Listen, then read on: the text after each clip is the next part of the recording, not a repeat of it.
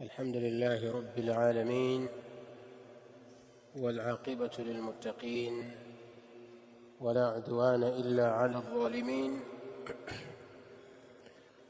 أشهد أن لا إله إلا الله وحده لا شريك له، وأشهد أن محمدًا عبده ورسوله صلوات الله وسلامه وبركاته عليه وعلى آله وأصحابه ومن سار على نهجهم واقتفى أثرهم إلى يوم الدين، وسلم تسليما كثيرا. أما بعد، ratiba ilikuwa ni ya hadithi, lakini mwalimu amepata dharura, kwa hivyo tunasoma kitabu al-Kabair. Na nilituma taarifa mapema baada ya asiri kwenye grupu kwamba watu mbebe kitabu al-Kabair, tutasoma kitabu hiki badala ya 40 an-Nawawiyya. Na nilisema wiki iliyopita kwamba ikishafika alasiri tuwe tunatembelea kuangalia kwenye grupu la markazi, kama kuna mabadiliko ya darasa tunatuma taarifa, hasa zile siku ambazo walimu wake huwa unatoa udhuru sana. Ni vyema kuzifuatilia sana siku hizi. Na nikasema pia vitabu vyangu inatakiwa mwe mnavibeba vyote. Ikitokea mwalimu wa kipindi hayupo na mimi nipo, basi tutasoma kitabu chochote ambacho nitapitisha kwamba tutasoma kitabu fulani, basi tutasoma hicho. Labda itokee mwalimu amedharurika, kadhalika na sisi tukawa tumedharurika, siku hiyo inakuwa haina darasa. Tayeb, darasa iliyopita ambayo tulisoma siku ya Ijumaa mosi, tulitokea na hadithi ya 101 kwa mtiririko wa nuskha tulionayo ya kitabu hii al-Kabair. Tukasoma 101, kadhalika 102 na 103 mpaka tukaishia katika hadithi ya 107 na 108. Tuliishia hadithi ya 108 katika maneno ya Mtume sallallahu alayhi wasallam, al-imamu al-adilu yudhilluhu Allahu fi dhillihi. Tulibakia hapa kwamba imamu mwadilifu, kiongozi mwadilifu, Allah tabaraka wa taala atamfunika katika kivuli chake, yani siku ya kiyama, yauma la dhilla illa dhilluhu, siku ambayo hakutakuwa na kivuli isipokuwa kivuli chake Allah subhanahu wa ta'ala.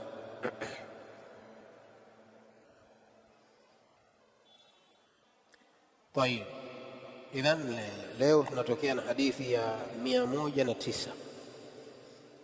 Kabla hatujaanza, nani mwenye masala katika darasa iliyopita, ili tuwekane sawa kabla hatujaingia katika darasa jipya? Nani mwenye swali?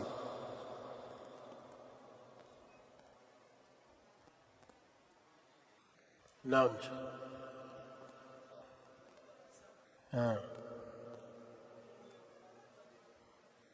فلا وخلته فاحتجب دون حاجتهم وخلتهم أي ومعنى لم يقضي حاجتهم، akaacha kutoka kwenda kuwasikiliza raia wake kujua wana shida gani na wana haja gani, na akaacha kuzitatua shida zao. Khallatihim ay lam yaqdi hajatahu, hakufanya juhudi yoyote kama kiongozi kutatua haja na shida walizonazo raia wake wa fakrihim, na kuenda mbio kuhakikisha anaumaliza ule ufakiri na umaskini walionao raia wake. Yeye alikuwa analimbikiza, tunajilimbikizia yeye mwenyewe na familia yake na waliomzunguka basi, ama raia wengine hana mpango nao. Watu wamekufa na njaa, yeye hajui. Hii ndio maana wa khallatihim wa faqrihim. ihtajaba Allahu duna hajatihi wa khallatihi wa faqrihi yawm alqiyama. Allah tabaraka wa taala atajiweka mbali na haja yake, kwa maana Allah subhanahu wa ta'ala hatomwitikia maombi yake na hatomkidhia haja zake na hatomtatulia ufakiri wake na hali ngumu atakayokuwa nayo siku ya Kiyama. Atamwacha aendelee kubaki katika hali ya adhabu, hali iliyokuwa mbaya kwa sababu ya maisha aliyoishi hapa duniani akiwadhulumu raia wake. Naam. Mwingine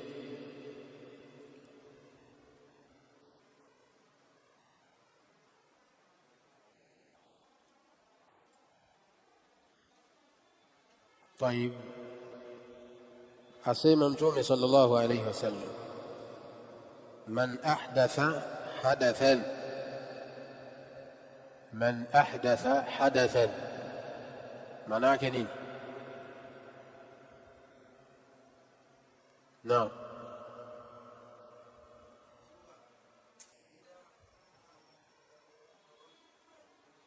ahsant. Man ahdatha hadathan ay man ibtada'a fi dini llahi bid'atan, atakayezua katika dini ya Allah jambo lolote ambalo halimo katika mafundisho ya Qur'ani na Sunna.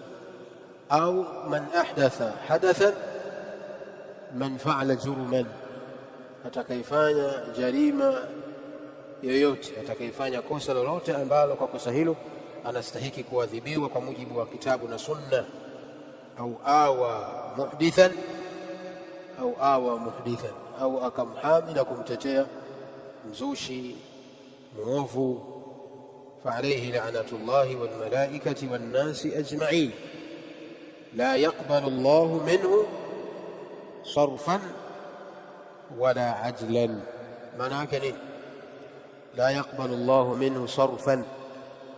Naam, Sheikh Omar, hatakubaliwa toba wala sarfan wala adlan wala fidia. Ahsant. la yaqbalu Allahu minhu sarfan ay taubatan wala adlan ay fidiyatan, hatomkubalia Allah toba wala fidia. Hiyo maana ya kwanza. Maana ya pili, naam, ahsant. la yaqbalu Allahu minhu sarfan ay nafilatan, Allah hatomkubalia ibada zake za sunna, wala adlan ay fardhan, wala ibada zake za fardhi. Hiyo maana ya pili. Maana ya tatu, la yaqbalu Allahu minhu sarfan, maana ya tatu sarfan ay ahsant, ahsant. la yaqbalu Allahu minhu sarfan ay shafa'atan, Allah tabaraka wa taala hatomkubalia shafaa yoyote, hatomkubalia uombezi wa aina yoyote atakaoombewa na mtu, hautakubalika. wala adlan ay fidiyatan. Tayeb, tulisema haya maneno yana tafsiri tatu na ndio hizo ambazo tumezitaja.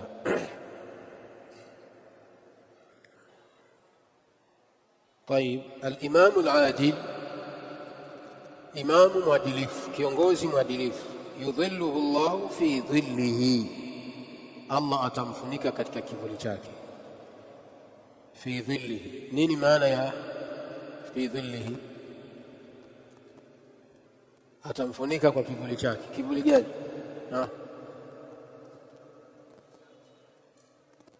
Kivuli cha arishi yake. Ahsante. Maana ya pili, kivuli chake mwenyewe. Ahsante. Maana ya kwanza, Allah atamfunika kwa kivuli chake mwenyewe, kwa kivuli chake yeye mwenyewe Allah tabaraka wa taala. Sasa kivuli chake Allah kikoje? Hatujui. Sawa, alkaif majhulu, namna ya kivuli cha Allah kilivyo hakuna anayejua, anajua mwenyewe Allah tabaraka wa taala, ama sisi hatujui. Lakini kuamini kwamba Allah atamfunika kwa kivuli chake ni wajibu tayari, al-imanu bihi wajib. Kwa tafsiri ya kwanza, fi dhillihi ay fi dhillihi subhana, katika kivuli chake Allah tabaraka wa taala. Maana ya pili, fi dhillihi ay fi dhilli arshihi, katika kivuli cha arshi yake Allah subhanahu wa ta'ala. Naam, tulibakia hapo, na bila shaka huu ni mraja saria. Kama hakuna mwenye swali tunaendelea. قال الإمام الذهبي رحمه الله تعالى، سمع إمام الذهبي الله مرحمه، وقال أي صلى الله عليه وسلم، نعم سمع مجمع الله عليه السلام، المقسطون على منابر من نور الذين يعدلون في حكمهم وأهليهم وما ولوا.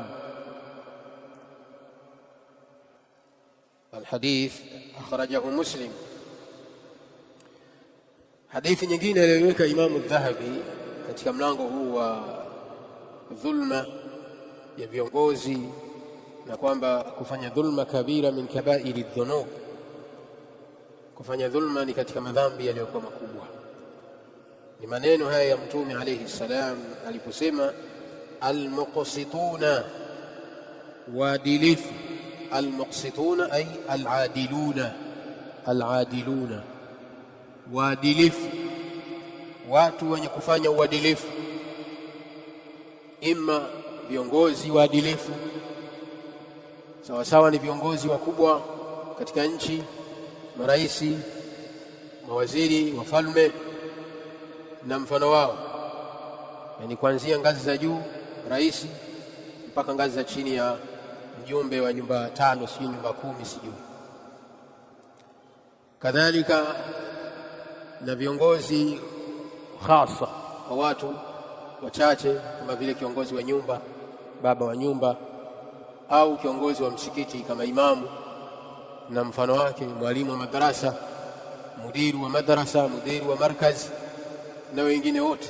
Kila ambaye wallahu Allah shay'an min umuri almuslimin, kila ambaye Allah amemtawalisha, amemfanya kuwa ni msimamizi wa jambo lolote, wa in qalla, hata kama ni jambo dogo, maadamu amefanywa yeye kuwa ni mwangalizi wa jambo hilo. Mtume sallallahu alayhi wasallam anasema watu wenye kufanya uadilifu, almuqsitun, wenye kufanya uadilifu katika uongozi wao, ala manabira min nurin, siku ya kiyama watakuwa juu ya mimbari zilizoinuka. Ala manabira, watakuwa juu ya mimbari. Almanabir jamu mimbari, almanabir ni jamu mimbari, ni wingi wa mimbari, na mimbar ni shay'un murtafi'. Mimbari maana yake ni kitu ambacho kimeinuka, ndio inaitwa mimbari. Ndio kama hii, kama mimbari yetu hii, khatibu akipanda hapo anakuwa juu, anakuwa ameinuka juu ya watu. Kwa siku ya kiyama watu waadilifu watakuja wakiwa wameketi juu ya mimbari zilizoinuka. Ala manabira, watakuja siku ya kiyama wakiwa wameketi juu ya mimbari almurtafi'a min nurin, tena mimbari sio za kawaida. Watakuwa wameketi juu ya mimbari zisizokuwa za kawaida, ni mimbari za nuru, min nuri, mimbari za nuru, kwa maana mimbari zitakazokuwa zinang'aa kwa nuru. La ka ghairiha min almanabir, sio kama mimbari zingine.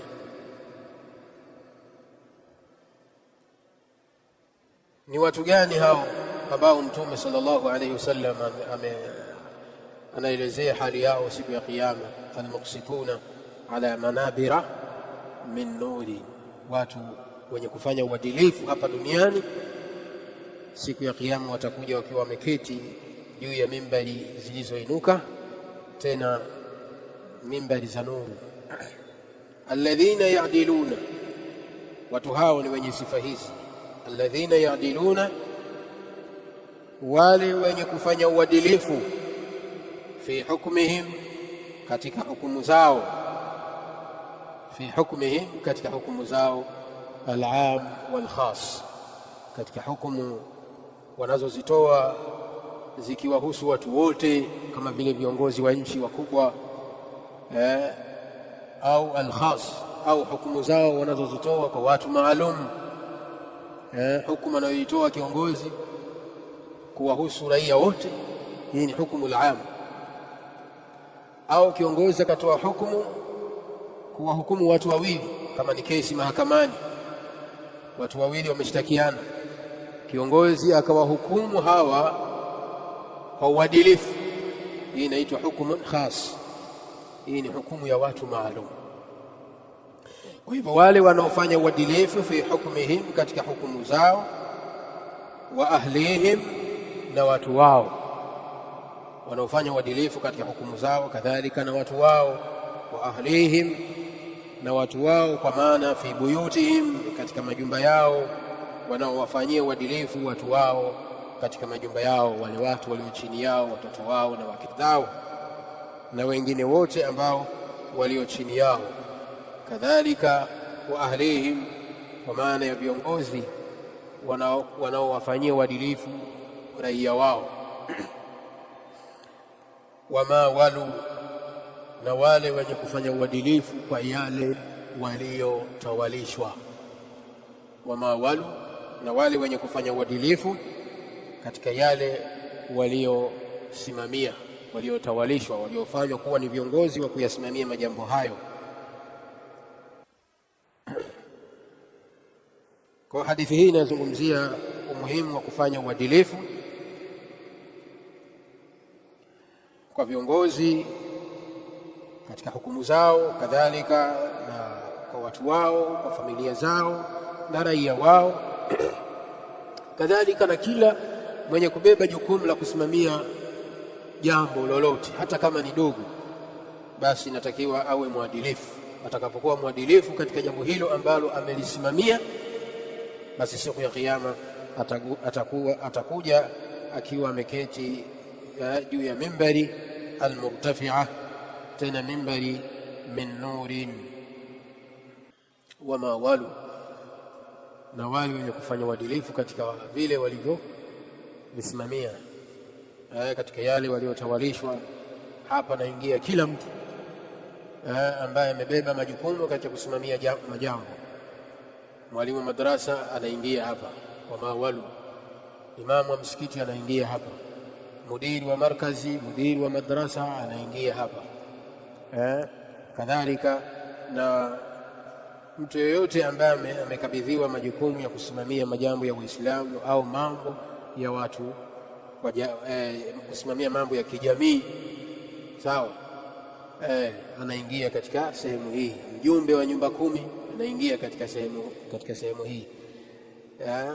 Akifanya uadilifu, basi ataingia katika maneno haya ya Mtume sallallahu alayhi wasallam.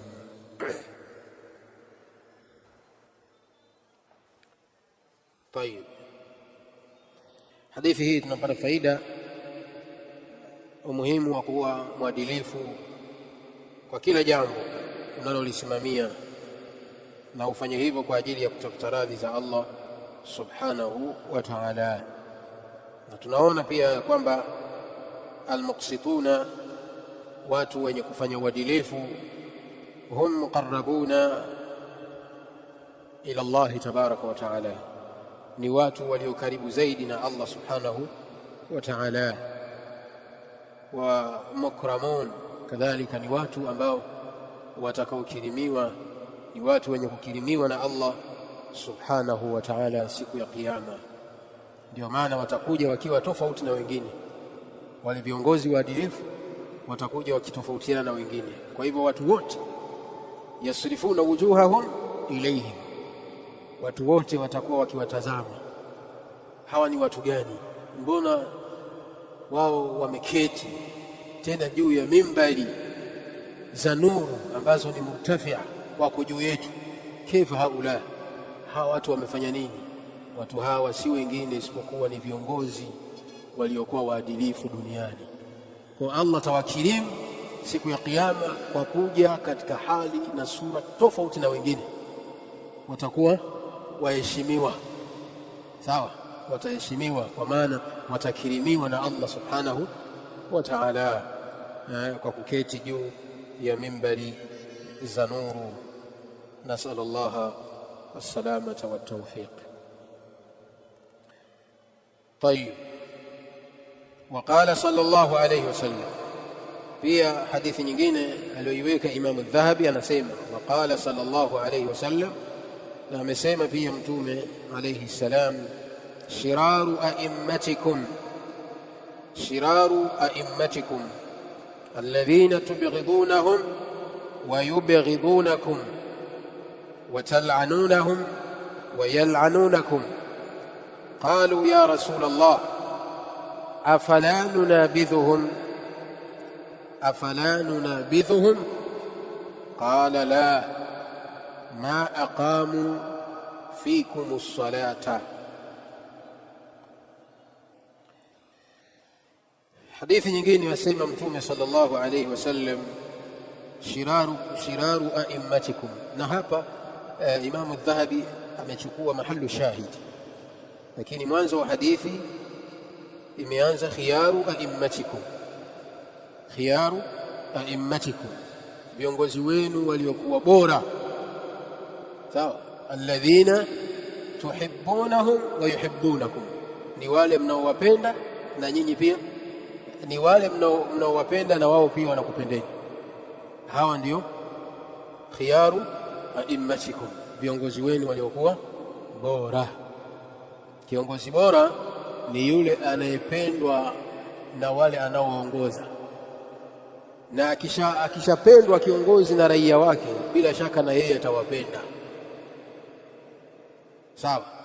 Lakini kiongozi mbaya ni yule anayechukiwa na raia wake kwa haki, raia wake wakawa wanamchukia kwa haki kwa sababu anawadhulumu, hawatendei haki, kwa wakawa wanamchukia. Huyo ni kiongozi mbaya. Na bila shaka raia wakimchukia kiongozi, na yeye automatically anawachukia. Sawa, na si kuwachukia tu, bali atazidisha adhabu juu yao. Atawazidishia mabalaa ili kuwakomoa na kuwakomesha. Sasa Mtume sallallahu alayhi wasallam akasema, shiraru a'immatikum, viongozi wenu waovu, viongozi wenu wabaya, alladhina tubghidunahum, ni wale mnaowachukia, wa yubghidunakum, na wao wanakuchukieni nyinyi. Hao ni viongozi wenu waliokuwa wabaya sana. Alladhina tubghidunahum, ni wale mnaowachukia, kwa maana alladhina yadhharu minhum aljawru, ni wale viongozi ambao yadhihiri kwa wao maovu na dhulma, kuwadhulumu raia wao. Fayakunu dhalika sababan libughdihim, kwa hivyo hiyo inakuwa ni sababu ya raia kuwachukia viongozi wao kwa sababu ya dhulma wanayotendewa. Alladhina yadhharu minhum aljawru fayakunu dhalika sababan libughdihim, kwa hiyo inakuwa ni sababu ya raia kuwachukia viongozi wao kwa sababu ya yale wanayowafanyia. Kiongozi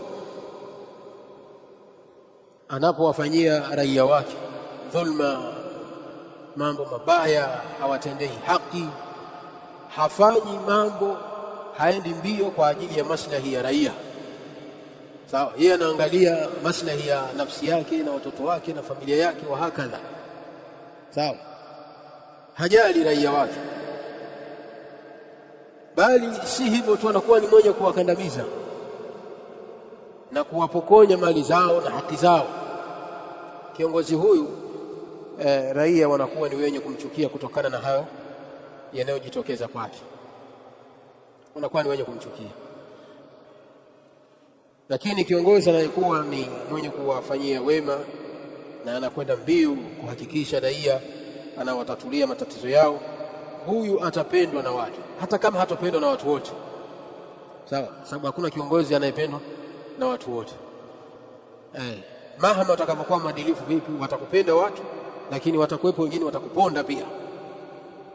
Pamoja na uadilifu wako na upole wako, wengine watakuponda kwa huo upole wako, kwamba amezidi upole bwana, kwa kama mwanamke bwana. Sawa sawa, wengine tafikia hatua watasema hivyo, na hivyo ndivyo walivyo wanadamu. Sawa, kiletewa mkali mnasema mkali, kiletewa mpole mnasema mpole sana. Hakadha al-insan.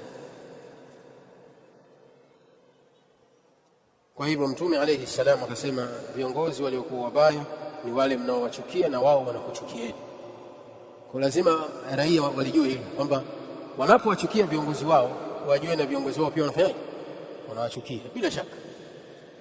Watal'anunahum wa yal'anunakum, na mnawalani nyinyi na wao pia wanawalani. Sawa, vile mnavyowalani viongozi wenu nao pia wanawalani pia, kwa sababu vile mnavyowafanyia viongozi wenu nao wanakulipizeni vile vile. Kama mnawasema vizuri na wao watakusemeni vizuri, mkiwasema vibaya na wao wanawasema vibaya, sababu nao ni wanadamu, wanapenda nao wasifiwe. Ukimsifu na wewe atakusifu, ukimchapa na yeye anakuchapa. Hao ndio viongozi waliokuwa wabaya. Mtume alayhi salam aliposema haya maneno, na hii aliposema Mtume alayhi salam kwamba shiraru a'immatikum alladhina tubghidunahum wa yubghidunakum wa tal'anunahum wa yal'anunakum. Sawa, je, hapa Mtume alayhi salam anaelezea sheria au anabainisha waqi'? Hapa Mtume alayhi salam haelezei sheria ya kwamba viongozi waovu inatakiwa muwalani, kwamba viongozi waovu kisheria inatakiwa muwachukie na inatakiwa muwalani. La, sio kwamba hadithi hii Mtume alayhi salam anabainisha sheria, bali Mtume alayhi salam anabainisha katika hadithi hii alwaqi', hali halisi ya maisha yalivyo, yani uhalisia ulivyo uko hivyo.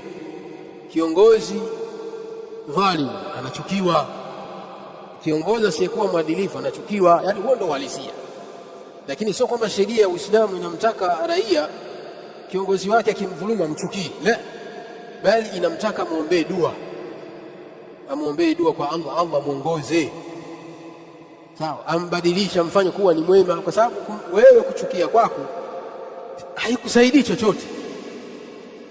Sawa, yani wewe kuchukia kwako na kumlani kwako kiongozi, yeye anaendelea na mambo yake. Tena saa zingine inaweza ikawa chuki yako na laana yako kwa kiongozi akisikia, inaweza ikawa ni sababu ya kupata mabalaa wewe zaidi na familia yako. Sawa, kwa bado haisaidii chochote. Kubwa zaidi ni wewe unatakiwa muombee kiongozi wako hidayah, muombee kiongozi wako dua ya hidayah. Allah muongoze ya Rabbi, na tukuomba muongoze kiongozi wetu hapa, ameteleza hapa, ametukosea, Allah tukuomba muongoze, mrekebishe, wa hakadha. Kwa hapa Mtume alayhi salam anaelezea waqi', hali halisi ilivyo.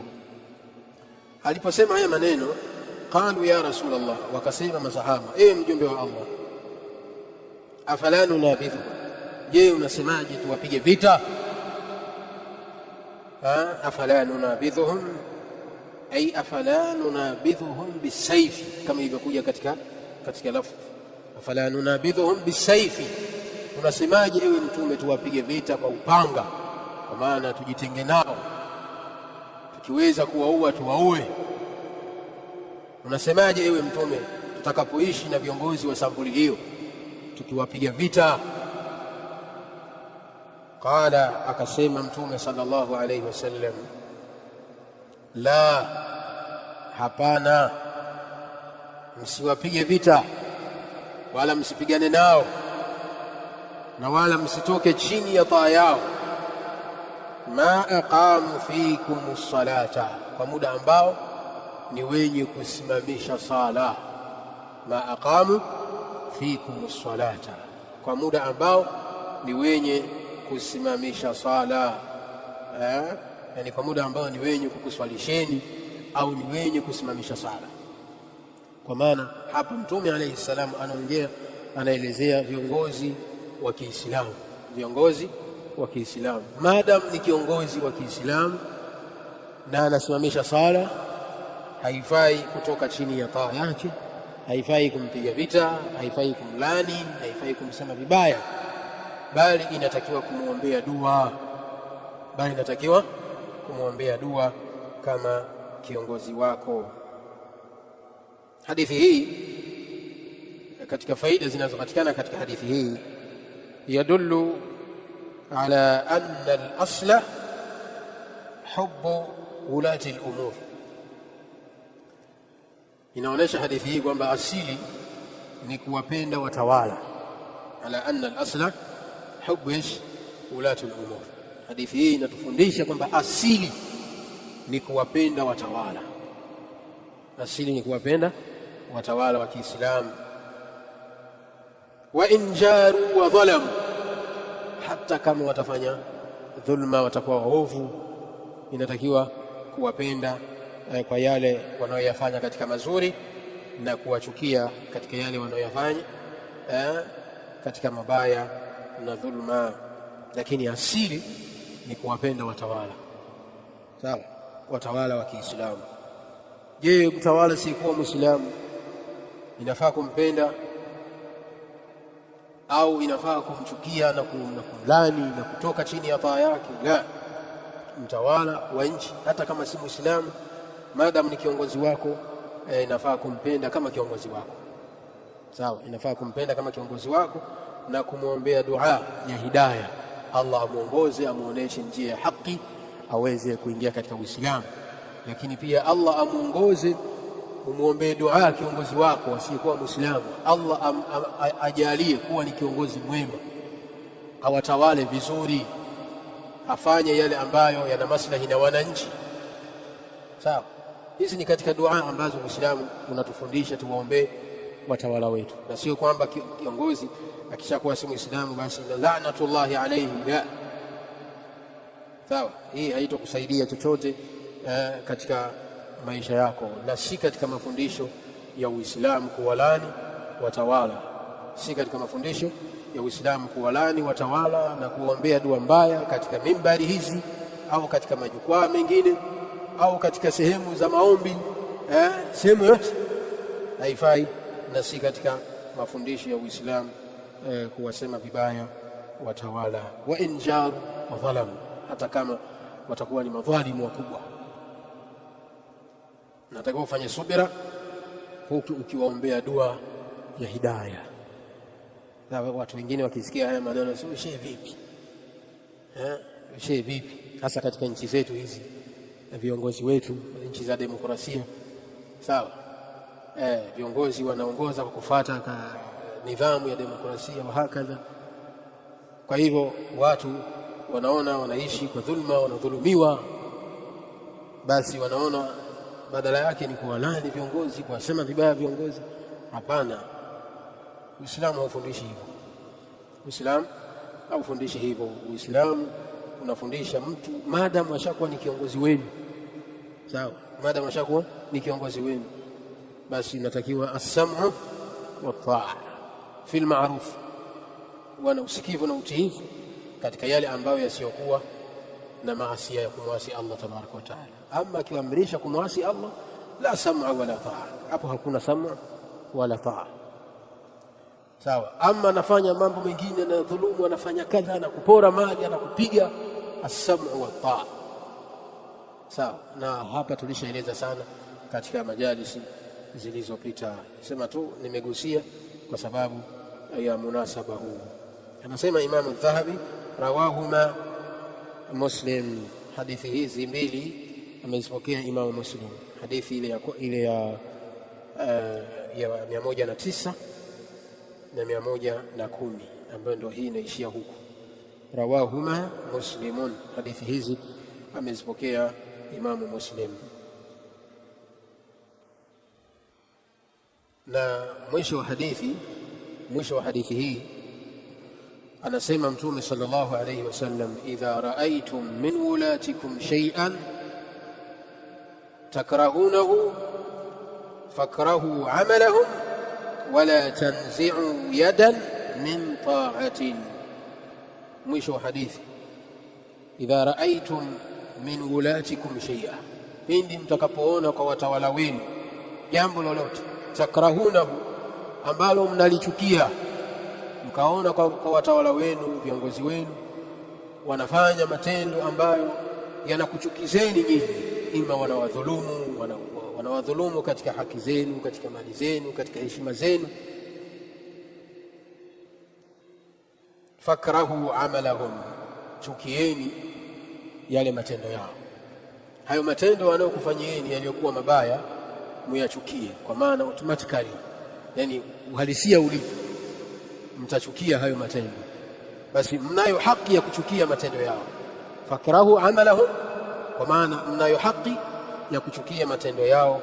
Wala tanzi'u yadan min ta'atin, lakini msitoke chini ya taa yao, msitoke chini ya taa yao, kwa maana msiwaasi mkaacha kuwatii, mkawa dhidi yao, mkajipanga kwa lengo la kuwapindua, kupiga vita na mfano wake. Imma mnapanga mikakati ya kuwapindua viongozi wenu kwa maneno au kwa vitendo, kama wanavyofanya makhawarij na wengineo waasi. Waasi ni watu ambao wanamkhalifu kiongozi wa nchi, wanatoka chini ya taa yake, wanasema huyu kiongozi ni dhalim, hafai kutuongoza sisi, kwa hivyo sisi hatukubali kuongozwa na yeye. Wanaondoka chini ya utiifu wake. Imma wanakwenda wanatafuta machimbo, wanajificha huko, wanajifua na kujipanga kwamba waje mjini kupindua serikali ya yule kiongozi. Hawa ndio waasi, sawa. Na siku zote waasi, kama ilivyo dunia ya leo, waasi wanakuwa na damu, waasi wanapata nguvu, sawa, wanapata nguvu kutoka nchi zingine ambazo zinawasapoti. Ndio ukiangalia kama Kongo na nchi zingine ambazo zimeathiriwa na vita ya waasi, sawa, vita ya waasi na serikali ya nchi haikaliki kwa sababu ya fitina ya waasi, sawa. Kwa nini nimefikia hatua hii? Ni kwa sababu ya kukosekana as-sam'u wa taa, kusikiza na kutii kwa watawala. Sasa wale waasi wanakuwa wametoka chini ya taa ya viongozi kwa vitendo. Wako wanaotoka kwa vitendo na wengine wanatoka kwa maneno. Katika kutoka chini ya taa ya kiongozi wako kwa maneno, unaweza ukashangaa na wewe mwenyewe hapo unaswali na ushatoka katika taa ya kiongozi wako kwa maneno yako, sawa. Kitendo cha kusema huyu kiongozi hafai, tayari hii ni khuruji, sawa. Huyu kiongozi hatufai kabisa, laanatullahi alayhi. Hii ni sehemu katika khuruju, kutoka chini ya taa ya nani? Ya kiongozi. Lakini umetoka kwa vitendo au kwa maneno? Kwa maneno. Kwa maneno yako haya ni hatari, na ndio maana wakikukamata selo, sawa, utaeleza huko. Kama una wenzako nyuma utawaleta tu, nani kakutuma utasema, sawa sawa. Sasa mtu akishakamatwa akatiwa mbaroni akaenda kunyia debe kule, watu unaona serikali ya dhulma hii imemdhulumu nani? Shekhe, mbona shekhe fulani ndugu yetu fulani yuko jela mwaka wa 7, ukafanya nini? Mbona wewe uko nje? Hivi hujiulizi kwamba kwa nini yule yupo kule? Sisi tunaelewana Waislamu. Kuna baadhi ya vitu naingizia kwa sababu ni vitu ambavyo vipo. Sawa. Na saa zingine unaweza kukuta Muislamu na wewe mwenyewe unasema, unaingia kwenye mkumbo, nakaa kwenye vijiwe, watu washakula tembele na ugali wameshashiba, basi wanawalaji viongozi na kuwasema vibaya madhalimu. Na mara nyingi watu ambao wanakuwa hawana shughuli za kufanya ni kukaa kuwajadili viongozi na kuwasema vibaya, madhalimu, mafisadi. Mafisadi shekhi, tafuta kazi shekhi. Wacha kukaa na walani viongozi kwa sababu ya njaa, na njaa inapelekea kusema haya maneno shekhi. Lakini mtu akishapata riziki akala, hutomsikia. Hutomsikia. Kwa hivyo tujitahidi sana kuziwia ndimi zetu, sije tukajikuta tumetoka chini ya taa ya viongozi wetu kwa maneno. Sawa sawa. Naam. Waqala sallallahu alayhi wasallam, na amesema pia Mtume alayhi salam, inna Allaha la yumli lidh-dhalimi hatta idha akhadhahu lam yuflithu. ثم قرأ قوله تعالى: وكذلك أخذ ربك إذا أخذ القرى وهي ظالمة إن أخذه أليم شديد. متفق عليه. أسمى متومي عليه السلام: إن الله حقيقة الله تبارك وتعالى لا يملي للظالم، لمن يكون تلويشا ظالم. لا يملي أي لا يمهل ويؤخر للظالم. الله تبارك وتعالى لمن يكون تلويشا نكون بمودا ظالم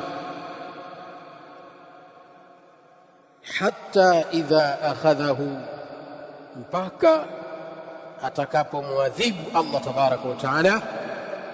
Idha akhadhahu, atakapomchukua kwa adhabu. Lam yuflituhu ay lam yatrukuhu, lam yuflituhu ay lam yatrukuhu, hatomwacha. Walam yanqidhhu ahadun min adhabihi, na hakuna yeyote atakayeweza kumwokoa dhidi ya adhabu za Allah subhanahu wa ta'ala. Inna Allaha la yumli lidh-dhalimi, hakika Allah tabaraka wa ta'ala ni mwenye kumchelewesha dhalim, kwa maana ni mwenye kumpa muda dhalim. Wala yuajiluhu bil'uquba, na wala Allah hamharakishi dhalim adhabu, bali Allah anampa muda na kumcheleweshea. Ile kumpa muda, huenda akarudi akakumbuka dhulma anazozifanya kuwadhulumu wenzake, dhulma anazozifanya kuidhulumu nafsi yake, akajirudi, Allah tabaraka wa taala akamsalimisha.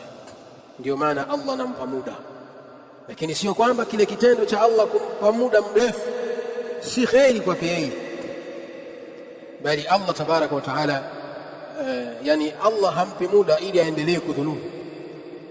Sawa, hampi muda ili aendelee kufanya dhulma, la, anampa muda kwa lengo huenda ili aweze kufanyaje, kubadilika na kurudi nyuma. Sasa mtu anapoona amepewa muda, anafanya dhulma, anafanya kadha, anaiba, anadhulumu wenzake, anaua, anapiga na hafanyi chochote, na bado anadunda, anafanya mambo yake, anakwenda vizuri, anaona hapa ndo ashafika tayari, hakuna kumfanya lolote. Sawa, anaona hakuna wa kumfanya lolote. Sasa hajui kwamba Allah anampa muda tu huyu, Allah anaendelea kumpa muda hata idha akhadhahu, mpaka inapofikia hatua sasa Allah anamchukua, mpaka Allah anapomchukua kwa adhabu. Na Allah tabaraka wa taala anapowachukua madhalim, anawachukua mufajaatan.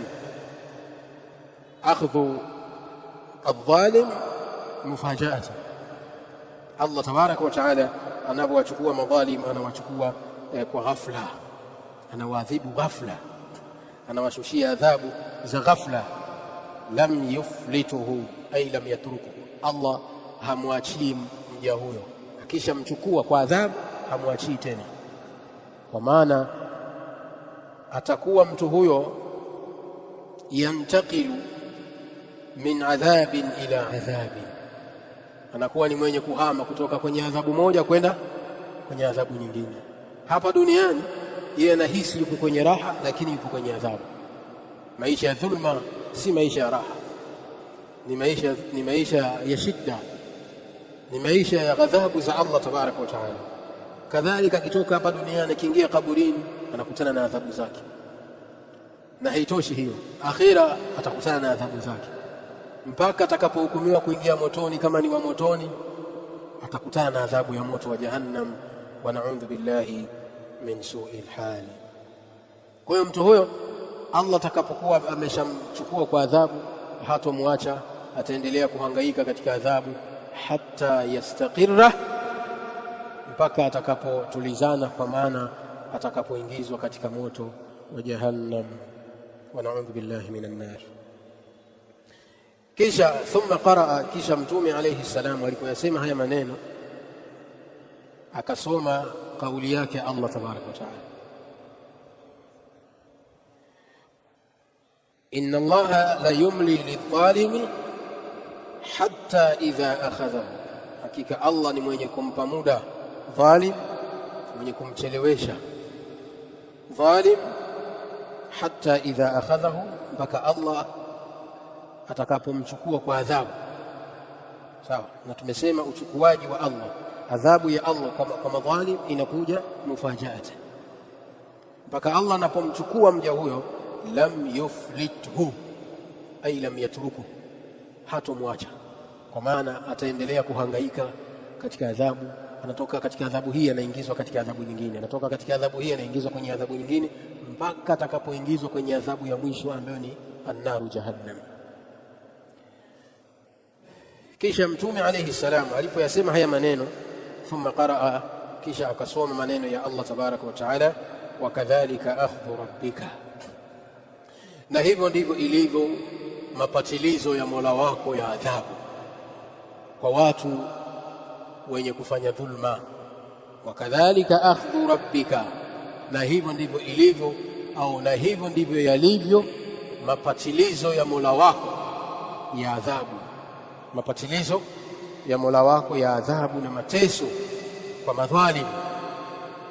Idha akhadha alqura wa hiya dhalimatun, Allah tabaraka wa taala anapowaadhibu watu wa kijiji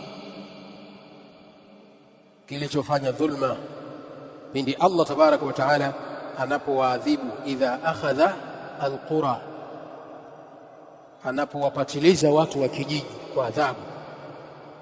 Idha akhadha alqura, anapowapatiliza Allah tabaraka wa taala watu wa kijiji.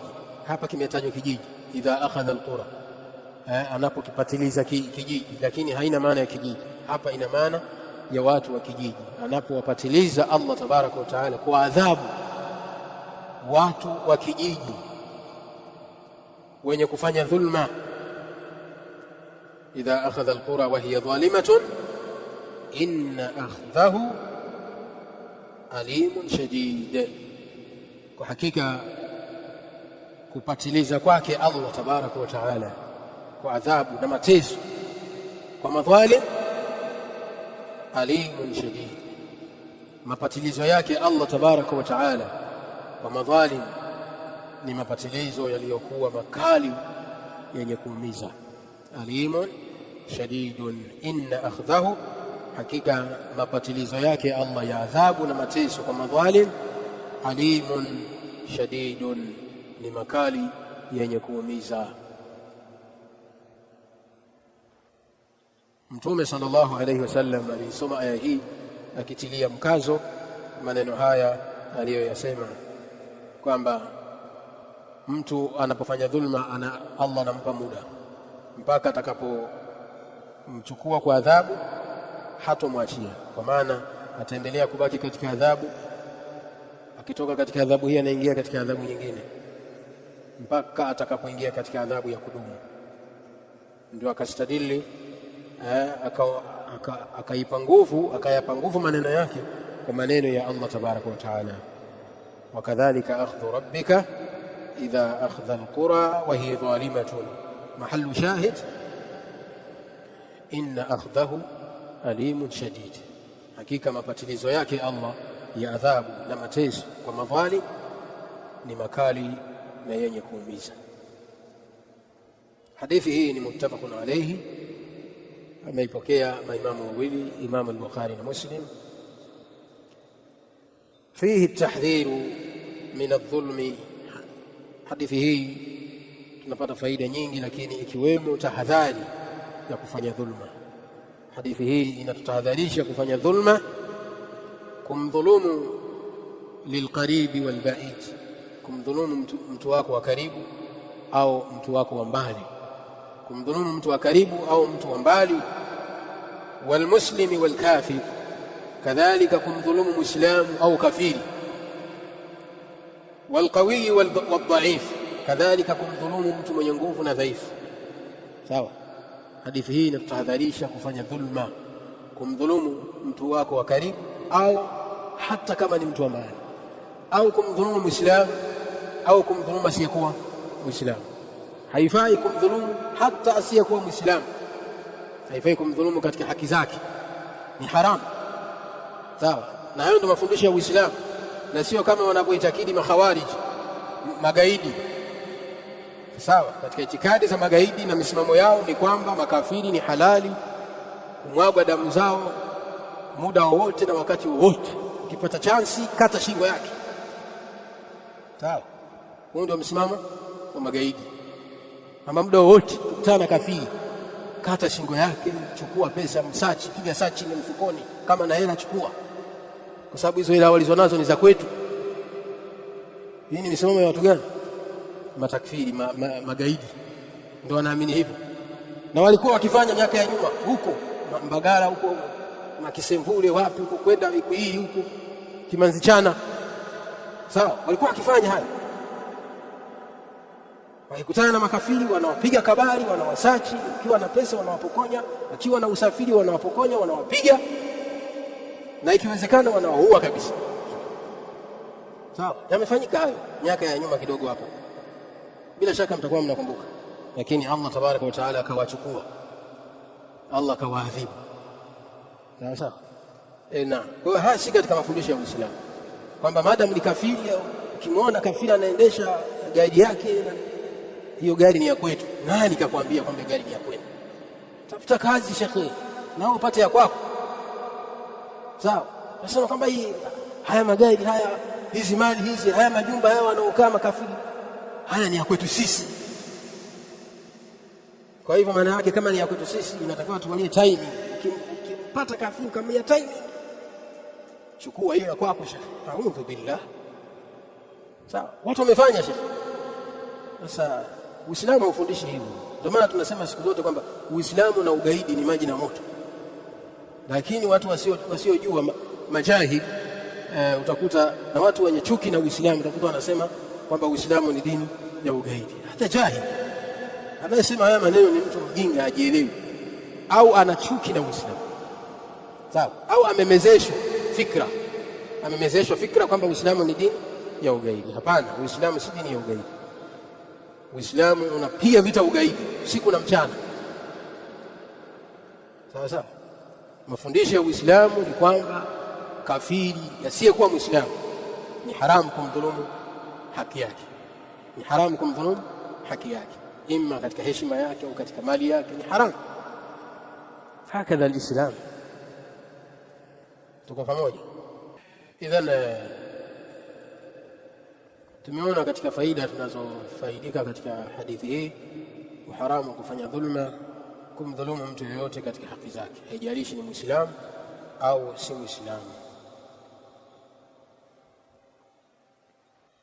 وقال صلى الله عليه وسلم لمعاذ لما بعثه إلى اليمن، amesema pia Mtume alayhi salam kumwambia Muadh bin Jabal, lamma ba'athahu ila al-Yaman, pindi alipomwagiza kwenda Yaman.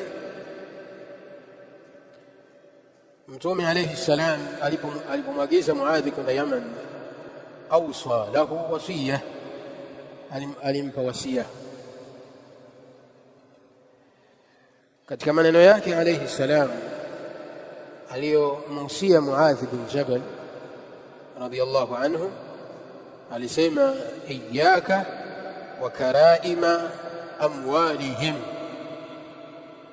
Iyyaka kalimatu tahdhir, ole wako, ay ihdhar, ihtaris, tahadhari, jiepushe.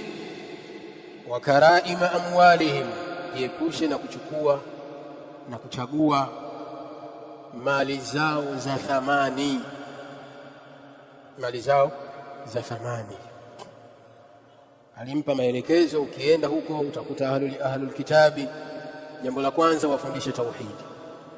Sawa, wakikubali, wakikuitikia katika tauhidi, wakamwamini Allah tabaraka wa taala, wafahamishe kwamba Allah amewafaradhishia ibada ya sala tayari, na wakishatekeleza hilo wafundishe mambo mengine ikiwemo ya zaka. Allah tabaraka wa taala amewafaradhishia kutoa zaka ya mali zao. Zaka itolewe katika mali za matajiri, wapewe maskini na mafukara. Wafundishe hivyo kwa tadarruj, hatua kwa hatua.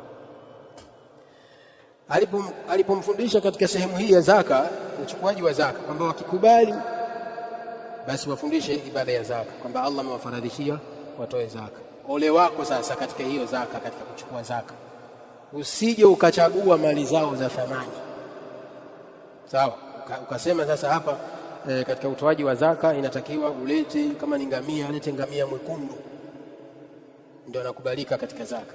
La, kwa sababu ukimtaja ngamia mwekundu kwa Waarabu ni ngamia ambaye ni mnyama mwenye thamani ya juu.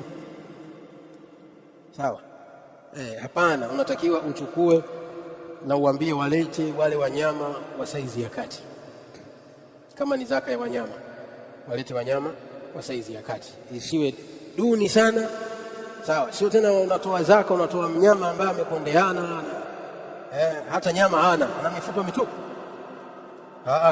Usimtoe huyu. Lakini pia usiwaambie kwamba watu walete wale wanyama ambao ndio wenye thamani, ndio wanawategemea, kwamba hawa wanyama wako, hebu nichagulie wanyama ambao unawapenda zaidi. Akakuchagulia hawa watano, hao ndio wanawapenda zaidi, kwamba hawa sasa ndio watakiwa watoe sasa kwa ajili ya Allah. La, Uislamu haujafundisha hivyo. Yaani utamfanya huyu mtu abaki amenungunika, umemchukulia dume lake, mwenyewe ndio alikuwa anaitegemea hili linazalisha. Sawa, hii Mtume sallallahu alaihi wasallam alimkemea na kumtahadharisha Muadh, iyyaka wa karaima amwalihim wattaqi da'wata almadhlum. Kadhalika katika nasaha na usia wake Mtume kwa Muadh bin Jabal akamwambia, wattaqi da'wata almadhlum, na ogopa dua ya aliyedhulumiwa. Ogopa dua ya aliyedhulumiwa, kwa maana la tadhlim ahadan. Sawa, kwamba Mtume sallallahu alaihi wasallam akimnasihi na kumuhusia sahaba wake Muadh kwamba huku na kwenda usithubutu kumdhulumu yoyote. Sawa, usitumie uongozi wako kumdhulumu yoyote. Kwa sababu gani? Kwa sababu kila mwenye kudhulumiwa fa innahu yad'u, mwenye kudhulumiwa haachi kuomba, na akiomba haombi dua njema, anaomba dua ya laana, dua mbaya kumwombea yule aliyemdhulumu. Hii ndio uhalisia ulivyo. Kullu madhlumin da'in, kila mwenye kudhulumiwa ni mwenye kuomba. Sasa Mtume alayhi salamu akamwambia, ogopa maombi, ogopa dua ya madhulum, ya mtu aliyedhulumiwa. Kwa nini uiogope dua hiyo? Fa innahu laysa bainaha wa baina Allahi hijabun, kwani hakuna baina ya dua ya aliyedhulumiwa na Allah tabaraka wa taala kiziwizi chochote. Hijabun ay satrun, hakuna kiziwizi chenye kuziwia dua ya aliyedhulumiwa isikubalike. Hakuna. Sawa. Dua zingine mtu anapokuwa ameomba anaweza akajibiwa na Allah tabaraka wa taala, akapewa kile alichokiomba. Hii ni sura ya kwanza katika kujibiwa maombi yako. Unamuomba, ya Allah na kuomba nipatie fulusi, ya Rabbi fulusi, si ndio mnaomba kila siku? Sasa unaweza kumuomba Allah fulusi, Allah tabaraka wa taala akakujibu dua yako, asikupe fulusi. Sawa, akakupa kitu kingine ambacho hukutarajia. Basi unapoona saa zingine unaomba kitu fulani kumwomba Allah tabaraka wa taala, ukiona hujapewa kile, hujapata kile ulichokiomba, ukapata kitu kingine, basi hiyo ni sehemu ya dua yako imejibiwa. Sawa, unaweza kuomba kitu fulani ukapewa kitu kingine, au unaweza mtu akamuomba Allah tabaraka wa taala ampatie kitu fulani, Allah asimpatie, bali Allah akamkinga na balaa iliyokuwa baya zaidi katika maisha yake kuliko angepewa kile alichokiomba. Sawa, unaweza kaomba, ya Allah na kuomba nipatie usafiri, naomba ya Rabbi kila siku natembea kwa miguu, naomba nipatie usafiri japo boda boda. Sawa, Allah tabaraka wa taala akakujibu maombi yako, asikupe boda boda, kwa sababu anajua boda boda akikupa inaweza kukuvunja miguu. Nasallallahu as-salama wal afia. Sawa, akakusalimisha kwa kukupa kitu kingine. Sawa, yote hayo yako mikononi mwa Allah subhanahu wa ta'ala. Au mtu anaweza kaomba anaweza kumuomba Allah tabaraka wa taala, Allah asimjibu wakati huo hapa duniani, akamwekea maombi yake, yani majibu ya maombi yake atayapata akhera. Sawa, hizi zote ni sura maulama wanaeleza za mtu kujibiwa maombi yake. Sasa maombi yasiyorudishwa, maombi ambayo hakuna pazia, hakuna cha kuyaziwia maombi hayo kujibiwa na Allah tabaraka wa taala, ikiwemo maombi ya mtu madhulumu. Mtu aliyedhulumiwa maombi yake hayana pazia. Ogopa dua ya mtu aliyedhulumiwa, kwa maana ogopa kudhulumu watu, na ufahamu ya kwamba kila anayedhulumiwa anaomba, na ufahamu ya kwamba maombi aliyedhulumiwa hayarudi patupu, hata kama ni kafiri. Wa in kana kafiran, hata kama aliyedhulumiwa ni kafiri, akiomba dua yake inajibiwa. Sawa, hata kafiri anajibiwa maombi. Anajibiwa na nani? Na Allah tabaraka wa taala. Unataka jibiwa na nani? Hakuna mwenye kujibu maombi yake isipokuwa ni nani? Ni Allah tabaraka wa taala. Kwa hiyo sio kumdhulumu mtu kwamba ni kafiri, maombi yake hayajibiwi, na maombi yake yanajibiwa.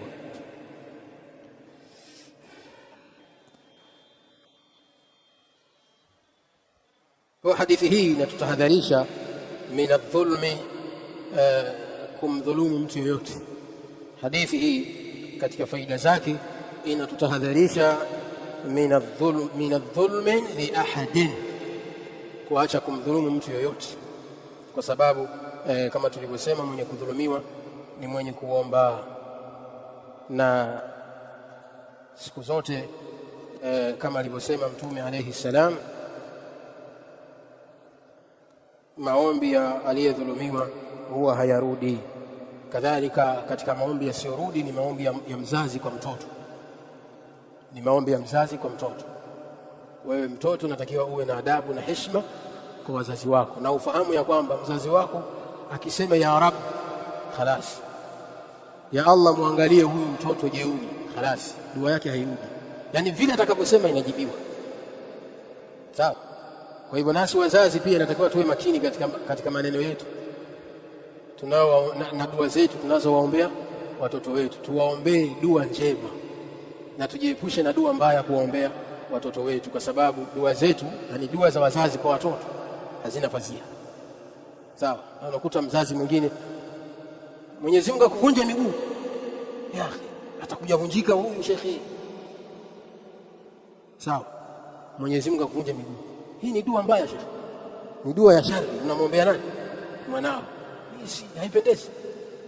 Lakini tufahamu kwamba mara nyingi mpaka mzazi anaomba dua kama hii huwa kuna sababu zinapelekea hivyo, uasi mkubwa wa mtoto kwa wazazi wake.